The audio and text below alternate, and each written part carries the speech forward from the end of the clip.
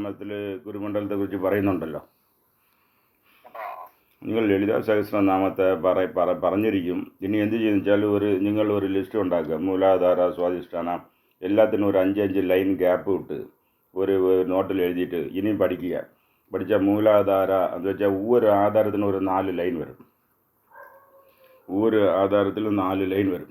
അപ്പോൾ നിങ്ങൾ അതിനെ എന്തെന്ന് വെച്ചാൽ ഇപ്പോൾ സരിഗമ പഠിക്കുന്നു, വീണ ഇങ്ങനെ സാരി ഇങ്ങനെയല്ലേ വിരൽ കൊണ്ടുപോകുന്നു. ഇതേമാതിരി നിങ്ങൾ നോക്കിയാൽ ഒவ்வொரு ആധാരത്തിനും 4 വരി വരുന്നുണ്ട്. ഈ 4 വരി വന്ന് ആ ആധാരത്തെ ആക്ടിവേറ്റ് ചെയ്യുന്നതാണ്. സോ ലളിതാ സഹസ്രനാമം വന്ന് ഓട്ടോമാറ്റിക് ചക്ര ആക്ടിവേഷനുള്ള ഡിസൈനാണ്.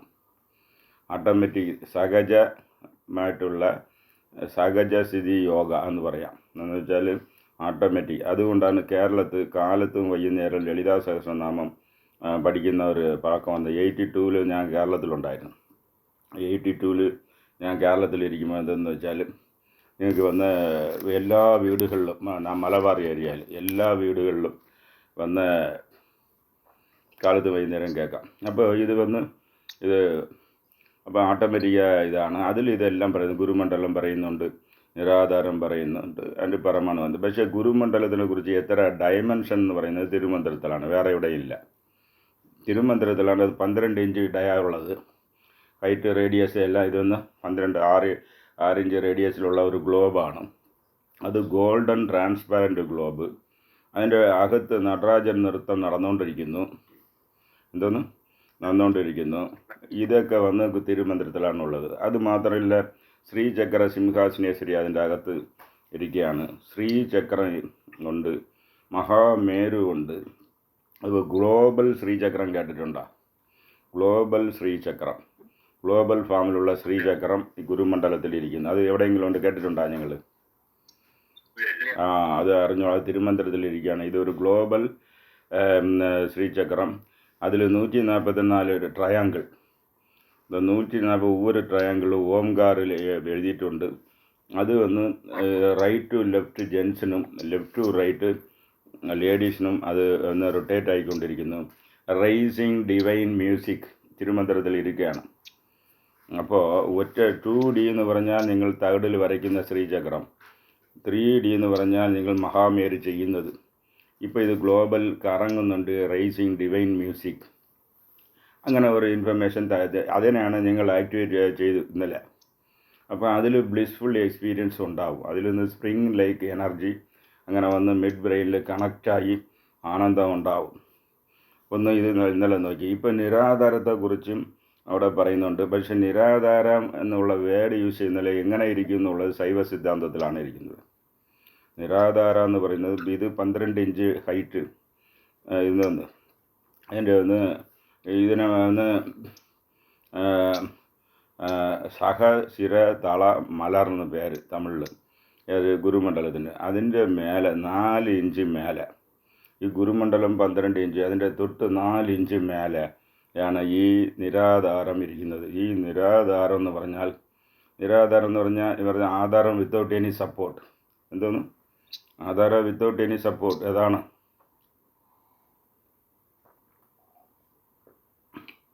അപ്പോൾ സപ്പോർട്ടെന്ന് വെച്ചാൽ അത് ഒരു ഊഞ്ഞലാണ്. നിരാധാരം ഒരു ഊഞ്ഞൽ. ഇത് ശൈവ സിദ്ധാന്തത്തിലുണ്ട്. ഊഞ്ഞലാണ്. അതിന് 2 ലൈൻ ഇങ്ങനെ മുകളിലോട്ട് പോയിക്കൊണ്ടിരിക്കുകയാണ്. ഇപ്പം നിങ്ങൾ ഓണത്തിന് കെട്ടുന്ന ഊഞ്ഞൽ ഒരു മരക്കിളയിലല്ലേ കെട്ടുന്നത്, മരത്തിൻ്റെ കിള. ഇതങ്ങനല്ലേ, എവിടെ കെട്ടിയിരിക്കുന്ന അറിഞ്ഞൂടാ. കാരണം വെച്ചാൽ 2 പാരലൽ ലൈൻസ് നെവർ മീറ്റ് അല്ലേ, അങ്ങനെയല്ലേ ഇത്. അപ്പോൾ അത് പോയിക്കൊണ്ടിരിക്കുകയാണെന്നുള്ളതും അതിൽ ശിവനും ശക്തിയും ഇരിക്കുകയാണെന്നുള്ള ഡീറ്റെയിൽസ്. അത് ശിവൻ എന്ന് ഇടതുകാല മടക്കി വെച്ചിട്ട് വലതുകാലം ഇങ്ങനെ തൊങ്ങവിട്ടുകൊണ്ടിരിക്കുന്നു. പരാശക്തി വലതുകാലം മടക്കിയിട്ട് ഇടതുകാലം തൊങ്ങവിട്ടുകൊണ്ടിരിക്കുന്നു. അവരുടെ കാല് നിങ്ങളുടെ റൈറ്റ് ബ്രെയിനിലും ലെഫ്റ്റ് ബ്രെയിനിലും പതിഞ്ഞാൽ ഈ ജന്മത്ത് മുക്തി. ഉടനെ ഇപ്പം മരിച്ചു പോകുമെന്ന് വിചാരിക്കരുത്. മുക്തി എന്ന് പറഞ്ഞാൽ ഈ ലോകത്തിൻ്റെ ഈ ലൗകിക പിടിയിൽ നിന്ന് വിടുപെടും. പിടിയിൽ നിന്ന് വിടുപെടും, അത്രയേ ഉള്ളൂ. അതല്ലാതെ ഇപ്പം മരിച്ചു പോകുമെന്ന് വിചാരിക്കരുത്. മുക്തി വേറെ, മഹാസമാധി വേറെ. നിറയെ പേർക്ക് മുക്തി ലിബറേറ്റഡ്. അതിൻ്റെ ശേഷം നിങ്ങൾ ലിബറേറ്റഡായിട്ട് ഈ ലോകത്ത് ജീവിക്കും. ഏത് പ്രശ്നം വന്നാലും അനങ്ങില്ല. പ്രശ്നങ്ങളെ നിസ്സാരമായിട്ട് ഹാൻഡിൽ ചെയ്യും. നിങ്ങൾ വിചാരിച്ച കാര്യങ്ങൾ നടക്കും. ഇതൊക്കെയാണ് മുക്തിയുടെ ഇത്. അപ്പോൾ എന്തെന്ന് വെച്ചാൽ അവരുടെ കാലുകൾ നിങ്ങളുടെ തലയിൽ പതിഞ്ഞാൽ ബ്രഹ്മലിപി അഴിഞ്ഞു പോകും. എന്തോന്ന് ബ്രഹ്മലിപി എന്ന് പറഞ്ഞാൽ എന്തോന്ന്? ഫേറ്റ് എന്ന് പറയുന്നുണ്ടല്ലോ. വിധി തലവിധി.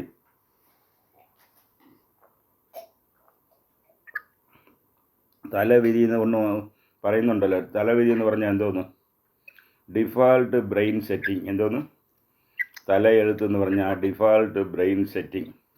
ഇങ്ങനെ ഒന്നുണ്ട്.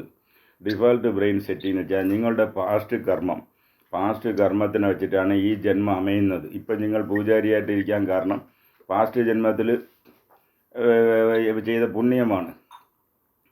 അതായത് ഒരുത്തൻ വന്ന് കളക്ടറാ പോകുന്നു, ഒരുത്തൻ ജഡ്ജാ പോയിട്ട് പൈസ വാങ്ങുന്ന ജഡ്ജായിരിക്കുന്നു ഒരുത്തൻ. ഇതൊക്കെ അവരുടെ ഒരു കുടുംബത്തിൽ 5 പേരുണ്ടെങ്കിൽ 5 ലൈഫല്ലേ. അപ്പോൾ ഇത് ഡ്യൂ ടു ദി പാസ്റ്റ് കർമ്മ. അപ്പോൾ പാസ്റ്റ് കർമ്മ എങ്ങനെയെന്ന് പറഞ്ഞാൽ പാസ്റ്റ് കർമ്മ എങ്ങനെ നിങ്ങളുടെ ബ്രെയിനിൽ തന്നെ സെറ്റിംഗ് ആയിരിക്കുന്നു. എന്തോന്ന്? ബ്രെയിനിൽ സെറ്റിംഗ് ആയിരിക്കും. ഓരോരുത്തർക്ക് അത് പഠിക്കണം ഇത് പഠിക്കണം. അതിൻ്റെ പേരാണ് വിധി എന്ന് പറയുന്നത്. എന്തോന്ന്? അപ്പോൾ ഇത് വിധി വലിയത് എന്ന് പറയും.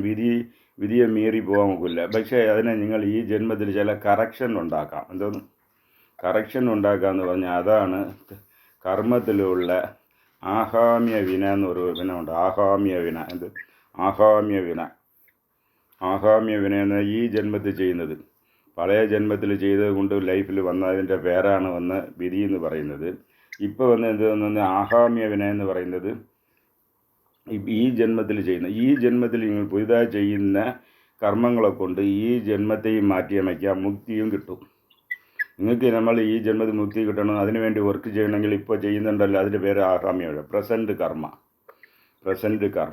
അപ്പോൾ പ്രസൻറ്റ് കർമ്മ കൊണ്ട് ഫ്യൂച്ചർ കർമ്മയെ നിർത്തണം. എന്തോന്ന്? ഫ്യൂച്ചർ കർമ്മയെ നിർത്തണം.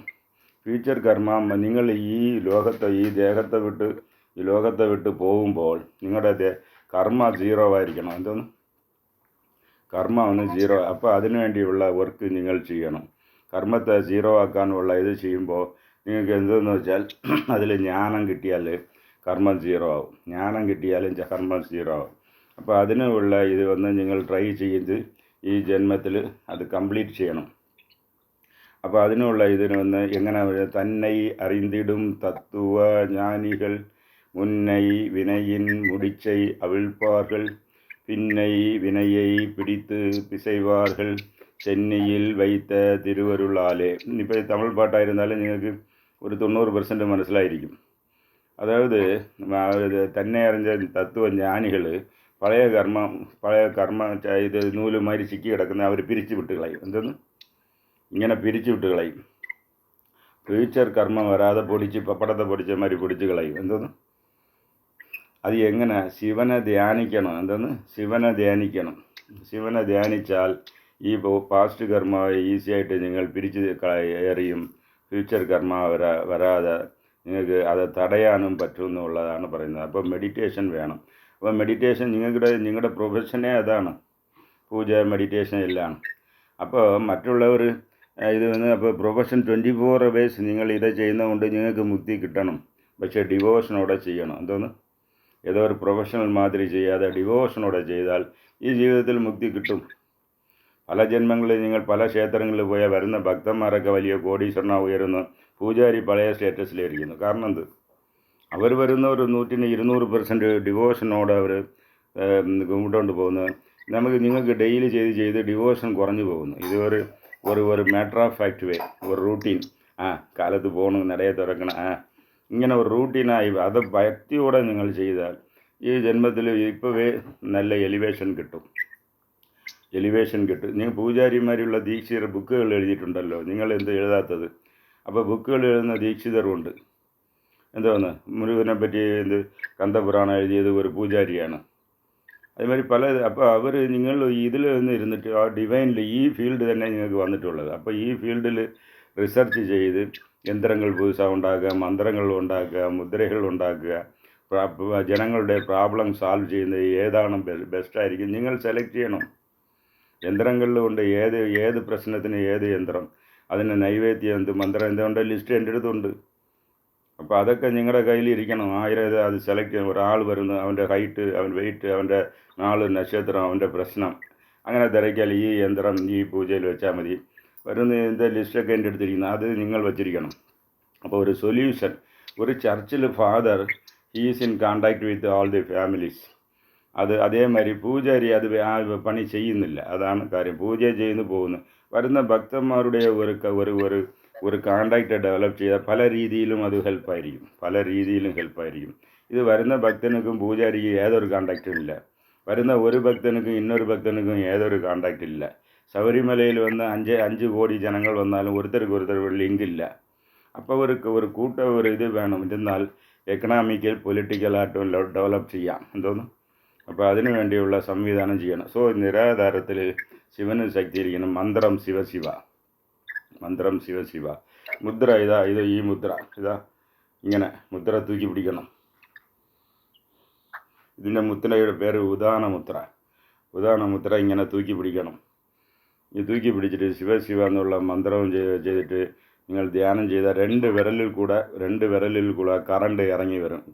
ഡിവൈൻ പവർ, കാസ്മിക് പവർ ഈ വിരൽ വഴിയായിട്ട്, ആൻ്റന വഴിയായിട്ട് വരുന്നത് മാതിരി ഈ വിരൽ വഴിയായിട്ട് വന്ന് എന്തെന്ന് വരും, ഇങ്ങനെ നിങ്ങളുടെ ദേഹത്തെ ഇറങ്ങി കാല് വരെ, തള്ളവിരൽ വരെ ദേഹം ഫുള്ളായി ഇറങ്ങും.